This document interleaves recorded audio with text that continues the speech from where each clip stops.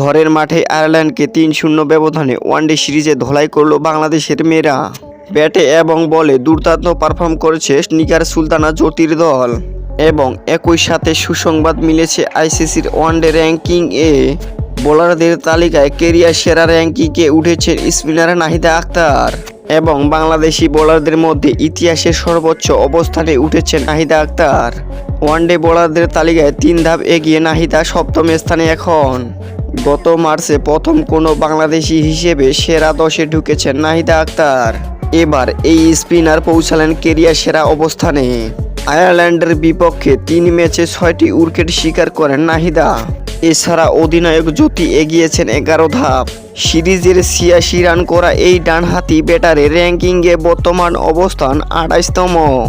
বোলিংয়ের মতো ওয়ানডে ব্যাটিংয়ে র্যাঙ্কিংয়ে সুখবর পেল বাংলাদেশ। ৩টি ম্যাচেই 50 করেছেন ওপেনার ফারজানা পিঙ্কি। চ্যানেলটিতে নতুন দর্শক হয়ে থাকলে অবশ্যই চ্যানেলটি সাবস্ক্রাইব করে পাশে থাকবেন। ধন্যবাদ।